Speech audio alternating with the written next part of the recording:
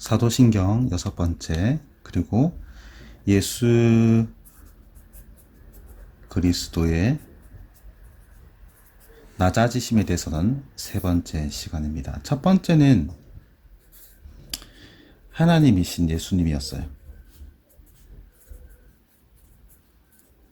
그가 사람이 되신 것, 이게 첫 번째였고요. 두 번째는 사람이신 예수님이 사람과 똑같이 고난 당하심, 핍박 당하시고 인간의 모든 모습을 그래서 체휼하셨다라고 설명을 했습니다.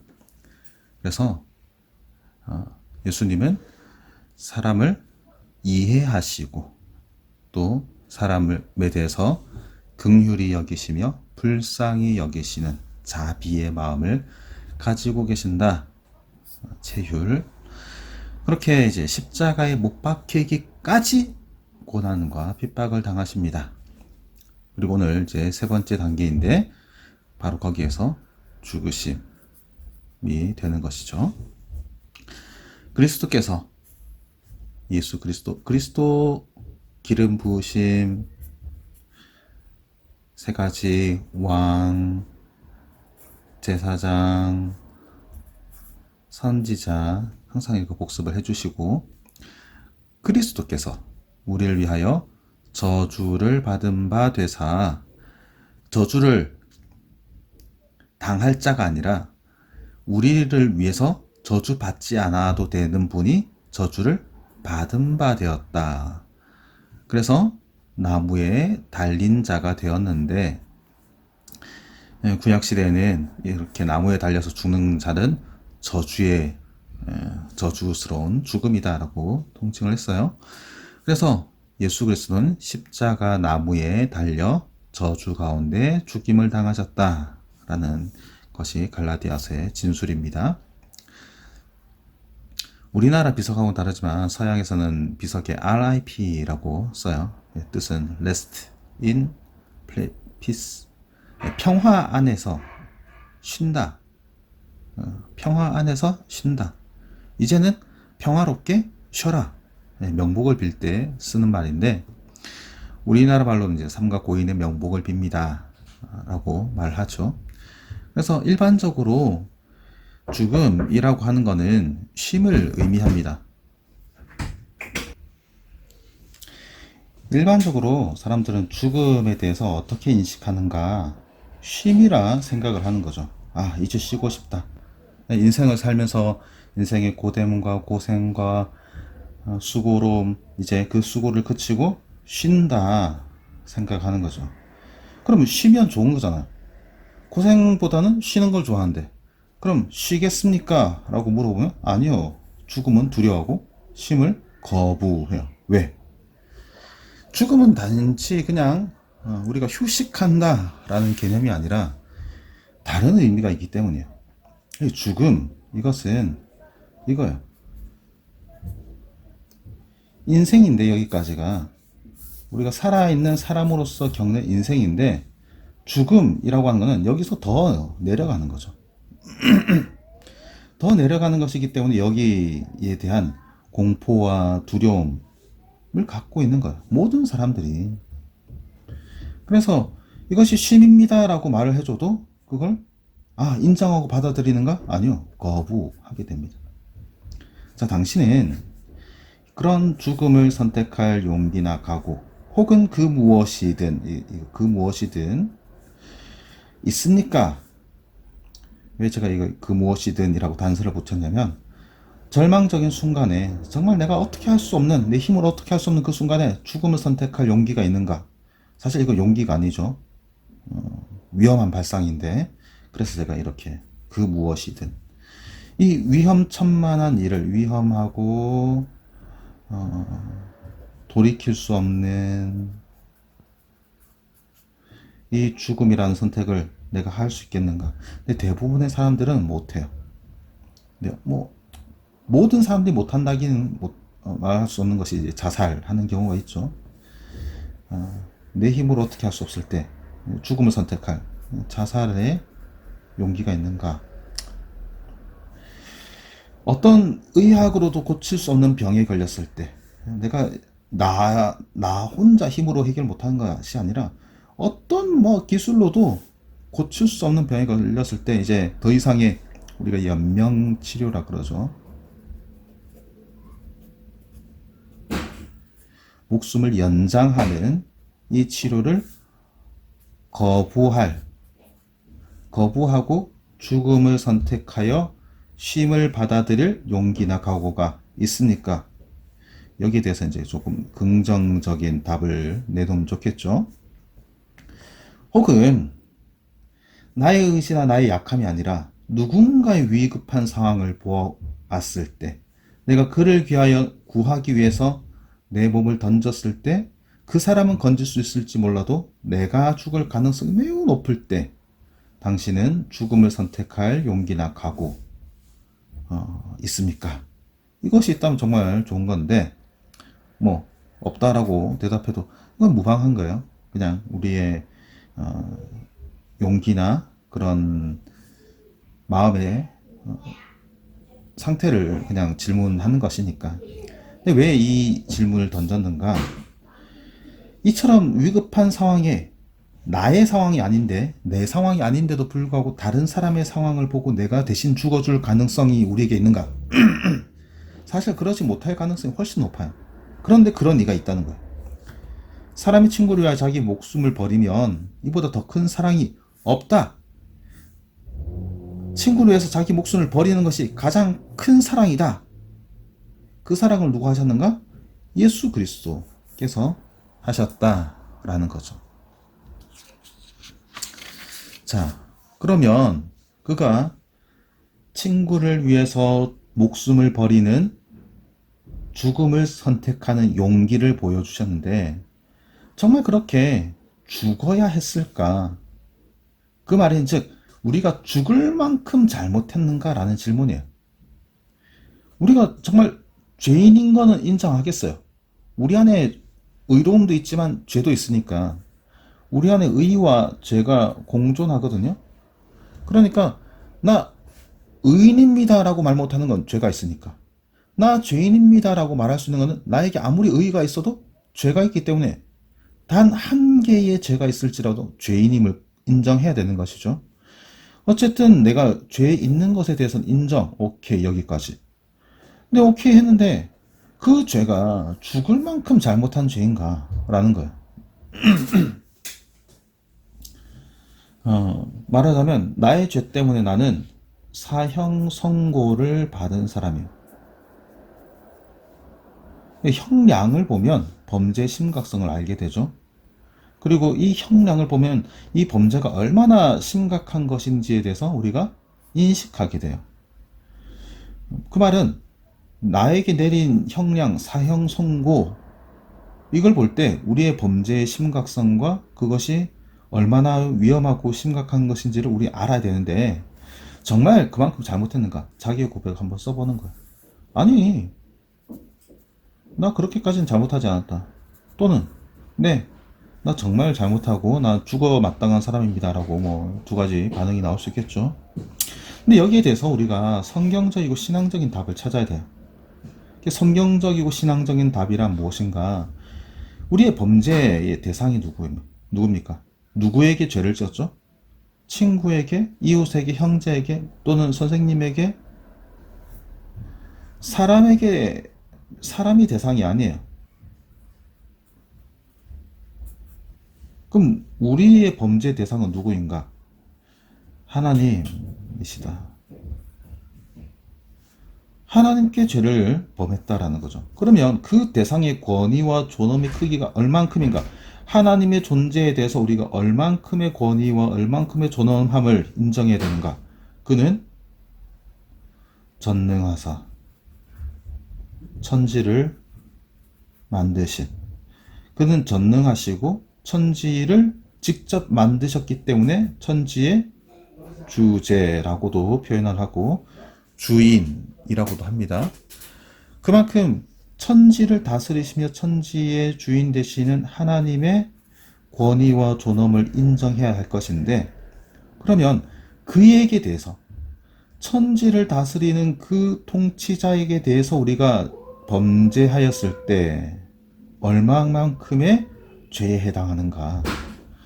국가모독죄라는 법이 예전에 있었어요.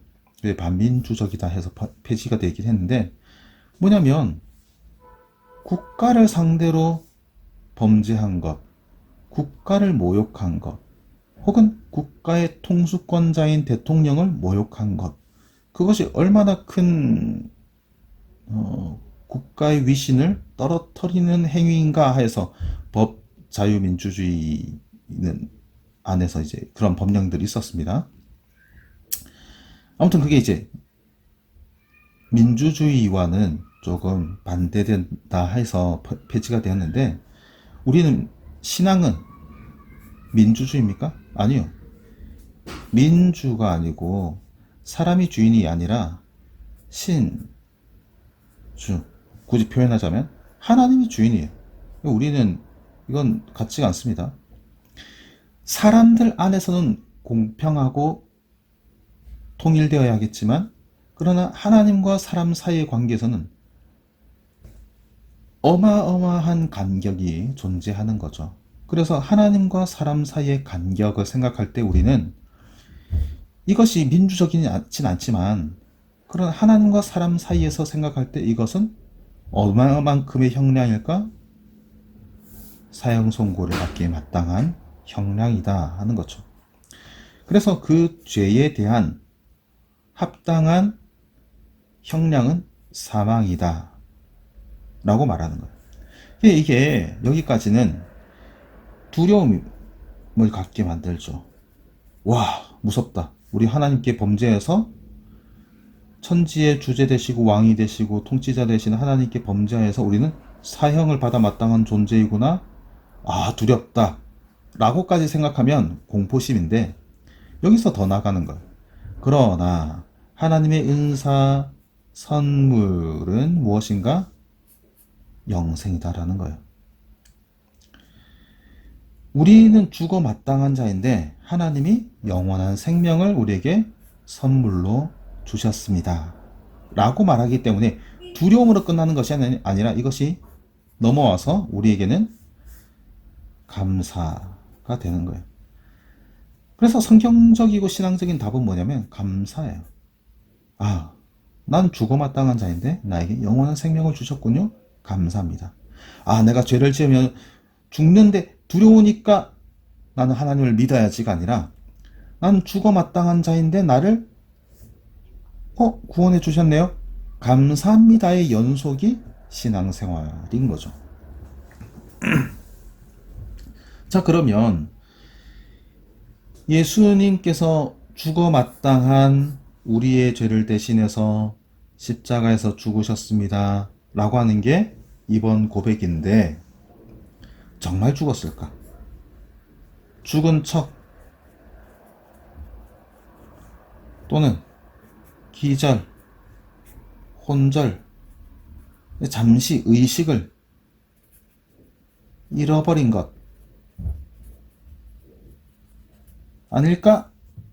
라고 할 때 요한복음 말씀을 보면 군인들이 가서 예수와 함께 못 박힌 첫째 사람 죄인들이죠. 그 다른 사람 다리를 꺾었어요. 그리고 이제 예수께 왔습니다. 근데 뭘 봤어요? 이미 죽으신 것을 보고, 앞 사람들은 죽었나 살았나 의심이 되어서 다리를 꺾어서 재차 확인을 하는데, 예수님을 보고는 이분은 확실히 죽었구나 라는 것을 보고서는 꺾지 않아요.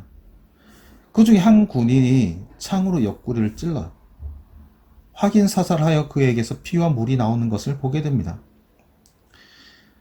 빌라도가 백부장을 불러서는 물어보죠.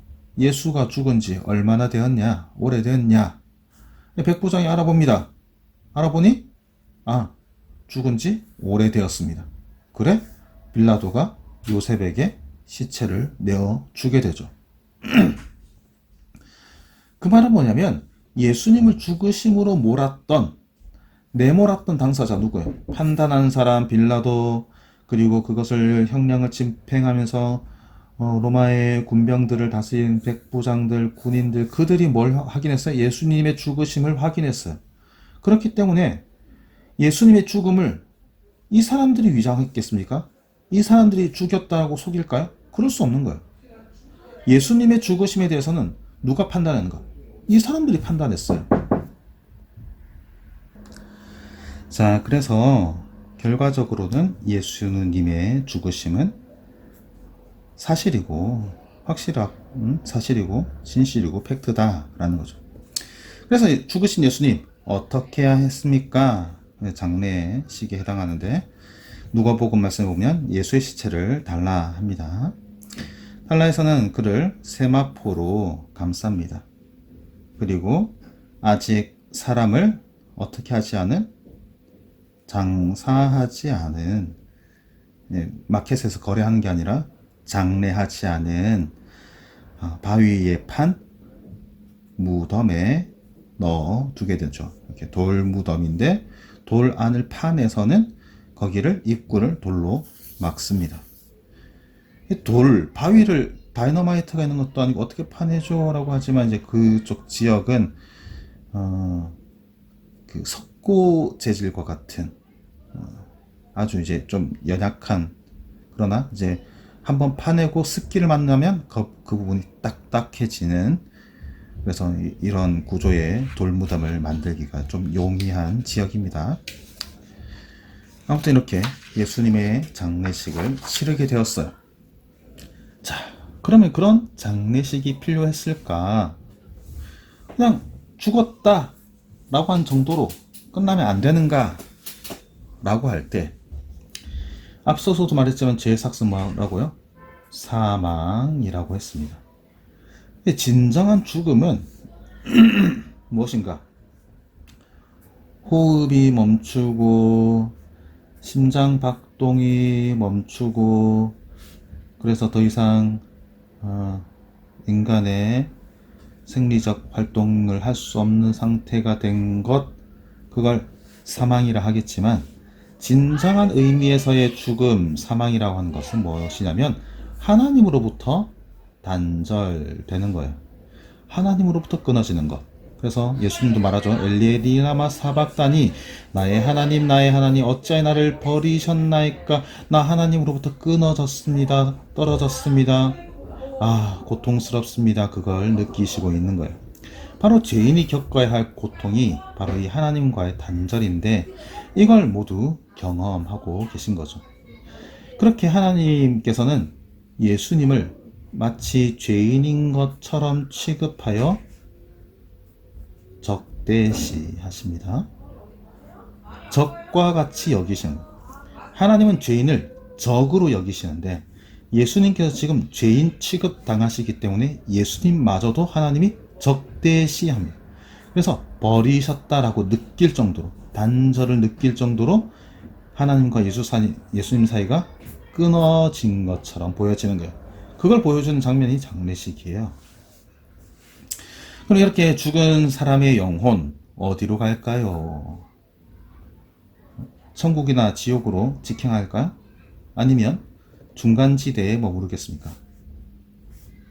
왜냐하면 그가 의인인지 죄인인지 재판을 해야 할 것인데 아직 재판 안 했으니까 재판 받기 전에 중간지대에 있을 것인가? 천주교에서는 이걸 연옥이라고 말해요.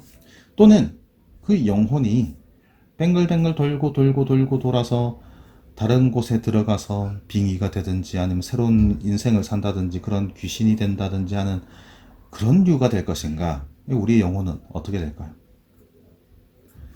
당연히 이 두 가지는 성경적인 답이 아니에요. 정답은 이거에 가까운데 구체적으로 설명을 하자면 과거로부터 현재 미래에 이르기까지 하나님의 시선은 이걸 마치 동시에 보는 듯 하신 거죠. 그래서 과거에 죽은 자나 현재에 죽은 자나 미래에 죽은 자나 그들은 분명히 과거에 죽었고 현재에 죽었고 미래에 죽어서 시간의 차이가 있음에도 불구하고 하나님은 이 시간, 인간 세상의 한계인 시간을 초월하신 분이시라서 마치 그가 직접 그 순간 직행하는 것처럼 다 만나게 되는 거예요. 이게 우리의 차원에서는 설명이 어렵지만 하나님은 시간과 공간을 초월하신 분이시라서 그들의 영혼을 한순간에 거두어 가시면서 그들을 하나님의 나라로 인도해 가시는 거죠. 그래서 그 중간 단계 어디인가에 머물러 있다가 때가 되어 부름받아서 하나님의 나라에 들어가는 것이 아니에요. 죽었는데 몸은 썩고 영혼은 어딘가 뺑글뺑글 맴돌거나 아니면 그런 영혼들을 거두어다가 어느 한 장소에 보관해 두었다가 다시 영과 육이 만나서 부활체가 되어 하나님의 나라에 들어가는 것이 아니라 우리는 분명히 과거에 죽었음에도 불구하고 미래에 죽은 자와 동시에 부름받아 하나님께 나아가는 것처럼 우리에게는 느껴지는 것. 왜? 그는 시간과 공간을 초월한 분이시라서. 그렇게 된다는 게 가장 성경적인 해석이 됩니다. 중간 단계에 이런 거 없습니다. 없어요, 우리에게는. 성경이 말하고 있지 않아요. 근데 왜 이런 해석이나 이해가 나왔는가? 성경 기록 때문인데 예수님 죽음 이후에 어떤 일들이 있었는가를 성경이 좀 기록해 놓은 것들이 있어요. 그가 또한 영으로 가서 옥에 있는 영들에게 옥에 갔다는 거죠. 그래서 연옥이라 했던 건데 죽은 자들에게도 복음이 전파됐다. 그가 살아나셨는데 전에 죽었었노라. 그러면서 죽었었노라. 그때 내가 사망과 음부의 열쇠를 가지고 왔다. 이렇게 표현이 되고 있어요. 성경의 다른 표현을 구약에서는 스올이라 그러고 헬라어로는 하데스, 게헨나 이렇게 말하는데 하데스에 대해서 좀 더 설명을 하자면 그리스의 신화에 보면 누구죠? 제우스가 있고요. 바다를 관장하는 포세이돈이 있고요. 그리고 지하를 관장하는 하데스가 있습니다. 이 3대 신이잖아요. 그냥 이게 상식으로.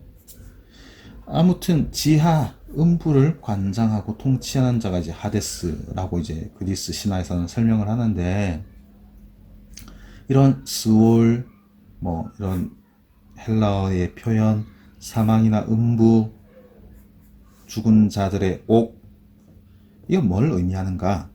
간단히 설명하면 이런 거예요. 우리 사는 게 지옥이다 이런 말을 하기도 하고 들어봤을 거예요. 성경은 실제로 이걸 말하는 거예요. 이게 진짜 성경적인 해석이에요. 사는 게 지옥이에요. 마태복음 말씀에 보면 죽은 자들이 죽은 자들을 장사한다. 어떻게 시체가 과거에 죽은 자잖아요. 시체가 다른 시체를 장사 지낸다는 게 말이 안 되잖아요. 그 말은 뭐냐면 살아있는 것 같이 살아있는 것 같겠지만 죽음은 뭐예요? 진정한 죽음은 하나님으로부터 단절해요. 하나님으로부터 단절된 자, 끊어진 자들이 그들을 실제로 이제 목숨이 끊어져서 호흡이 끊어져서 죽은 자들 장사 지내게 해라. 하나님과 끊어진 자들이 장례식을 치르게 하고 너는 하나님과 연결되어 있는 너는 나 예수 그리스도를 따르라 라고 말씀하는 거예요. 그럼 뭐냐면 죽은 자들이 판치는 곳이 어디예요? 하나님으로부터 끊어진 자들이 판치는 곳. 이 세상이에요. 이 세상. 그러면 예수님이 특별히 어디 뭐 다른 데 가서 복음을 선포하신 것이 아니라 이 세상에서 복음을 선포하신 거예요. 이 세상의 죽은 자들에게 복음을 전파하신 것이고 그가 예전에 죽었었지만 이 세상에서 그가 고통당하시며 또 고난당하시며 복음의 일을 완수하셔서 사망과 음부를 이기시는 열쇠를 가지게 되셨다라는 말이죠. 그래서 이 세상, 여기가 지옥이에요. 완전한 지옥은 아닌데 이걸 어떻게 설명해야 되나요? 우리가 천국, 곧 하나님의 나라를 바라봅니다. 그건 언제 시작됩니까? 마태복음 말씀을 보니까 이미 임하였다. 예수님께서 이 땅에 오시는 그 순간 하나님의 나라가 이미 임하였다라고 말을 하죠. 그 말은 뭐냐면 천국이 이미 시작된 거예요. 천국을 여기에서 맛보는 거죠. 시작되었고 이 세상에서 천국을 맛봅니다.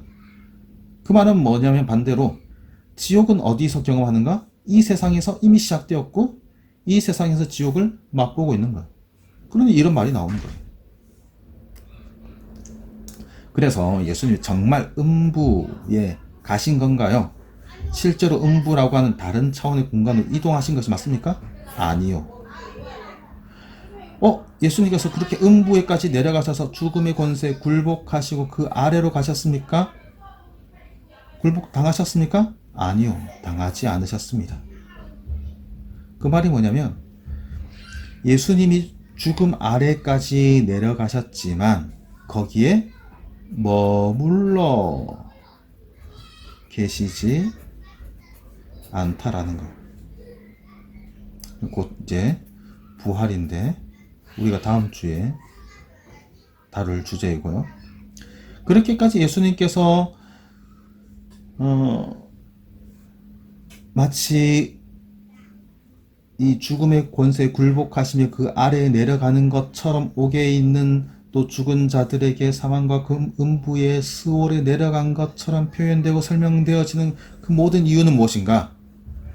주께서 내 영혼을 스올에 버리지 아니하시며, 이 스올에 뭐가 있는 거예요? 내 영혼이 있기 때문에, 내가 여기 있기 때문에 주가 여기에 오셔서 나를 건져주시는 거예요. 주가 스올 바깥에서, 스올 밖에서 나를 향해서 손 뻗어 주시는 것이 아니라 스올 안으로 들어오셔서 나를 향해 손 내밀어 주시는 거예요. 어떻게 이렇게 내 영혼을 향해 손 내밀어 나를 건져 주시는 거예요. 주께서 스올에까지 오셔서, 찾아오셔서. 자, 오늘 이렇게 해서 예수님의 낮아지심에 대해서 설명했습니다.